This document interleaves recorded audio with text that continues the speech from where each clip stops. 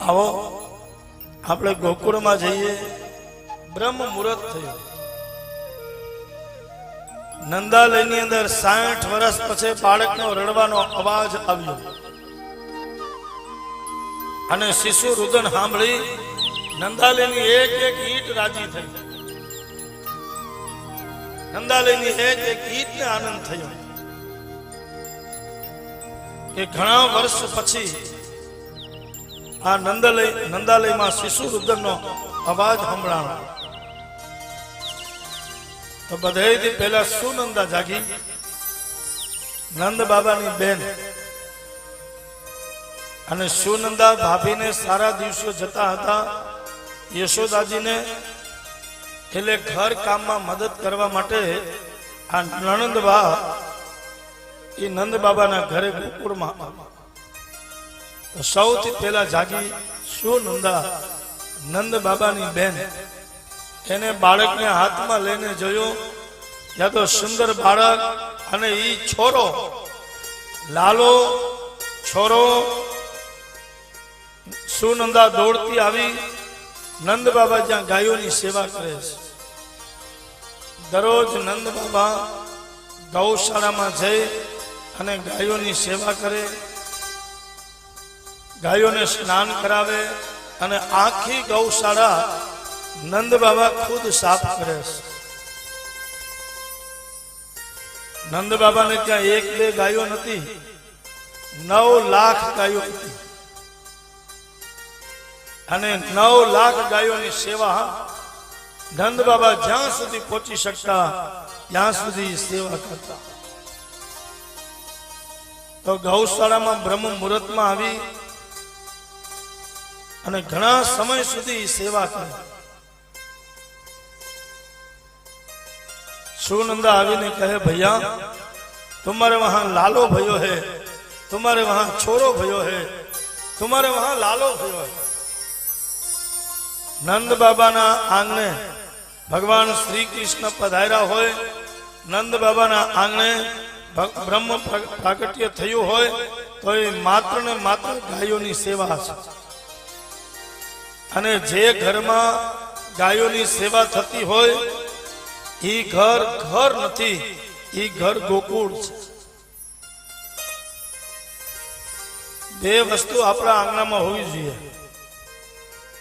एक तुलसीनो क्यारो होवो जोईए अने एक गाय मातानो खिलो होवो जोईए. हरेक हिंदूना दीकराना आंगणामां एक गाय माता बंधावी जोईए अने एक तुलसीजीनो क्यारो होवो जोईए. तुलसीजीनो क्यारो हशे अने गाय माता हशे एना आंगणामां दुष्ट विचारवाळा, दुर्विचारवाळा अने चरित्रथी नीचे पड़ेलो व्यक्ति ए क्यारे पण आपणा आंगणामां प्रवेश करी शके नहीं. आ गाय माताना खीलामां अने तुलसी माताना क्यारामां एटली ताकात छे. तो नंद बाबा ज्यां सवारे गायोनी सेवा करे अने सुनंदा आवीने कहे भैया तुम्हारे वहां छोरो भयो है, तुम्हारे वहां लालो भयो है, लालो भयो है. नंद बाबा राजी राजी थया. भागवत में लख्युं छे के जे हार नंद बाबाए पहेर्यो हतो ई सीधो हार उतारी अने सुनंदाने भेट आपी दीधो हशे. आ पहलू दान बेन पासेथी शुरुआत करी. भागवत में लख्युं छे के 9 लखो हार पहेर्यो हतो अने आ 9 लखो हार उतारी अने सुनंदाने अर्पण कर्यो छे के बेन ये सारी वधामणी आपी आ हार तारो.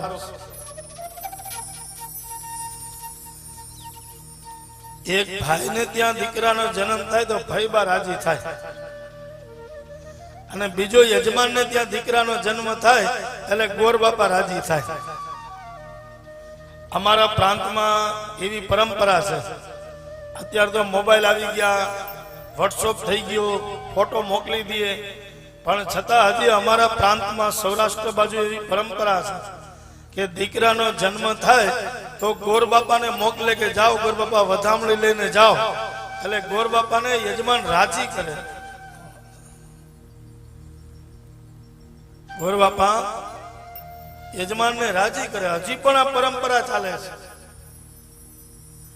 અત્યારે તો ફોનમાં કહી દે કે આપણે ત્યાં દીકરાનો જન્મ થયો, પણ અત્યારે ગોર બાપાને મોકલે કે ગોર બાપા તમે જાઓ અમારા વેવાઈના ઘરે અને વધામણી આપો.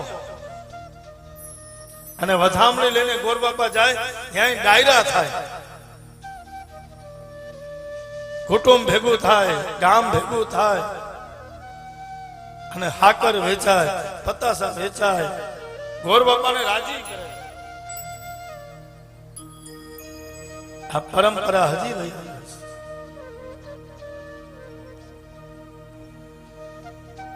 અને આહિરનો દીકરો ખેતીમાં કામ કરે, તમારે થોડોક પસીનો પાડવો પડે, પણ તમે જે છો ને અમારી ખેતી છો, અમારે પસીનો ઓછો પાડવો પડે, પણ અમને એમ થાય કે અમારા યજમાનના ભંડાર ભરપૂર રહે, કારણ કે અમને ખબર છે કે કુવામાં હોય તો અવેડામાં આવે.